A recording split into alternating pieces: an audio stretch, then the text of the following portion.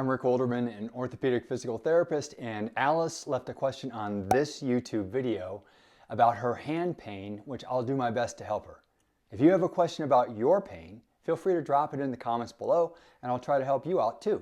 Let's get started. She described her problem like this.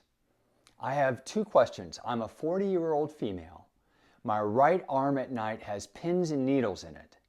My ring finger and middle finger go not numb, but hurt like it's waking up. Are there some ways I could get help with this?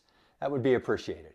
Also, a few months back, I did something to my ring finger on the left and I can't bend it. Are there any stretches to get that working again? So, Alice, I have a few questions first.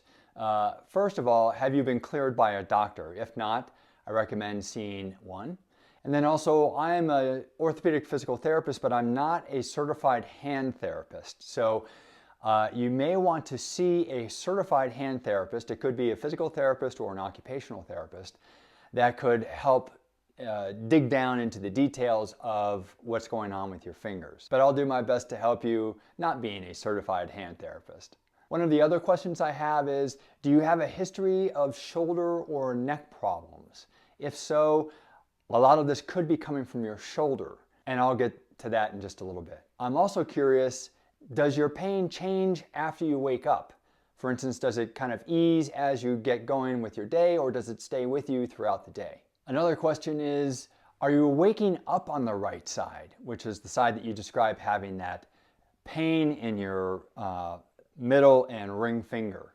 If so, I'll have a recommendation about a pillow positioning that might help you, and I would be curious to see whether that helped at all. Another question is, are you hypermobile? I've made this video about hypermobility that you could watch if you are hypermobile. A quick and easy test to see is if you straighten out your arms straight like this, do your elbows bend backwards slightly?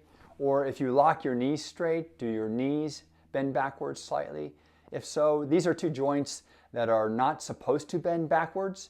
And so if they do, then you are slightly hypermobile, or you could be significantly hypermobile, which could impact what's going on here. And then lastly, have you noticed a loss of strength in your fingers because of this pain? So if so, is there strength loss on just the one side, or is it on both sides of your hands? If so, that might point to more of a central issue in your neck. If both symptoms seem to be happening concurrently on both hands, usually when I hear things like that, it means that something centrally is going on from the neck, which could still mean that your shoulder blades are a problem. And to get my take on shoulder blades, you can watch this video. So one of my first recommendations is to try a hand and wrist brace, because a lot of people, when they sleep, they clench their fists and also they flex their wrists. And this shortens all of the flexor tendons and causes them to become contracted and tight at night, which makes it difficult to open them up the following morning. So the hand splint I would get would be one that at least comes up to these knuckles of your hand, because we want to stop these knuckles from being able to close all the way. So you want to find something that's going to block them from doing that. And then also I would find one that also blocks the wrist from doing this too, so that the tendons remain longer throughout the evening. And that might be the simplest solution to see if wearing that breaks you of the habit of clenching, which is very common for a lot of people, especially a lot of people who are under stress, who don't sleep well. A lot of them are doing a lot of clenching activities during the night. So try that. Okay, so the idea I have for a pillow is to, if you are waking up on the side that is, for instance, that right side that's really painful for you, if you're waking up with that pain, if you think about it, the broadest parts of our bodies are the shoulder girdle or the shoulders and the pelvis. And so when we sleep on our sides, what happens is these end up being the primary points of contact on the bed. And so the shoulder blade then can adjust to that in some way or another that could be contributing to shoulder blade dysfunction that is then also relating to neck dysfunction. And again, I'll talk about how shoulder blades affect the neck in just a second. And that then could also then start affecting how your hand and wrist are operating. So here's my recommendation. If you're sleeping on the right side, what you would do is you would put a pillow underneath your rib cage. And so now when you're lying on your side, you're lying on your rib cage and not so much your shoulder. So what this does is it creates a little trough for your shoulder to fit into. And by the way, when you do this, you'll need to put maybe an extra towel or pillow underneath your head pillow too, because you're now lifting the whole trunk up. So this takes the pressure off of the hip joints as well as the shoulder joints. And then that would be also an interesting experiment to see if this helps solve your wrist and hand pain. If this is the thing that solves it, then we're likely looking at a shoulder blade dysfunction problem, which you can watch any of my other shoulder videos to understand my take on that. But so this would be the next thing I would try. And it could be that you need both the wrist brace and a pillow underneath your rib cage to fully take this away. So you can play around with that, but typically what I like to do is start with just one change at a time, so that way you understand how effective that change is. And then if it is effective, you can stay with it, and if it's not effective, you can move on. If it's somewhat affected, then you can add it with another intervention. Okay, so the next thing I'm wondering about is if you've tried any simple finger stretches. And so, you know, the simplest is just simply starting to stretch your hand like this to stretch out the flexor tendons that are coming into that are going from your forearm into the fingers and tips of your fingers.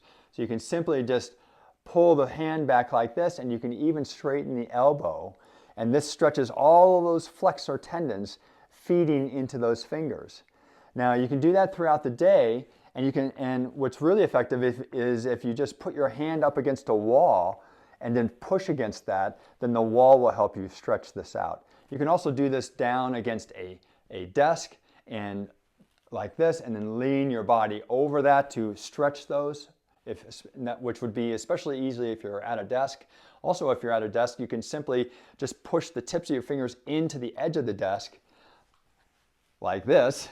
So if the edge of the desk is here, you would push your fingers into that, and then that would also stretch these out.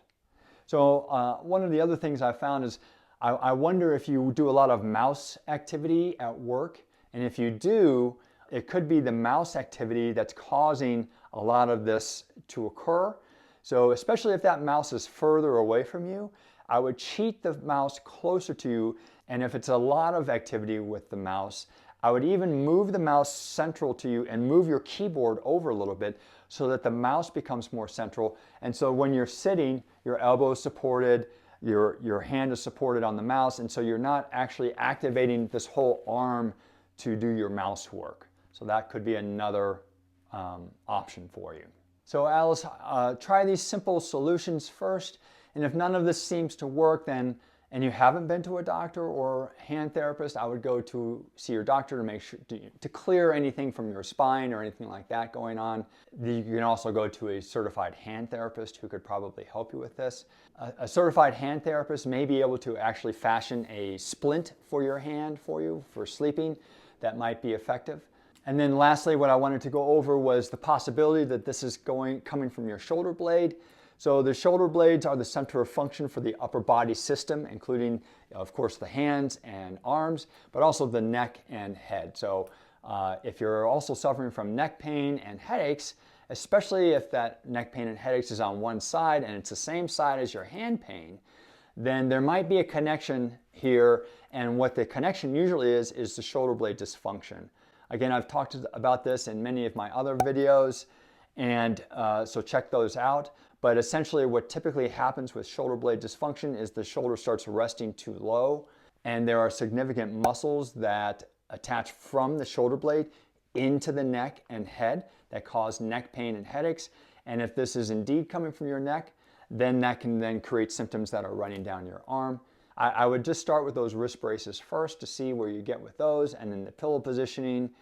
And if none of those are working, please watch my shoulder video to see my take on shoulder blades, and I think I offer a couple exercises there that you can start stretching out the shoulder blades and seeing if that happens. And then lastly, if you're going to do those stretches, then the timing of the stretches could be important too.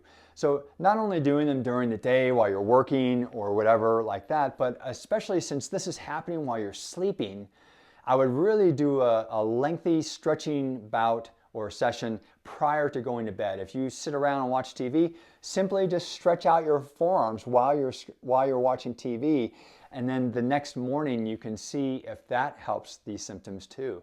So prior to getting your wrist splint or whatever you might get, try these stretches before you go to bed and see if that starts to solve it.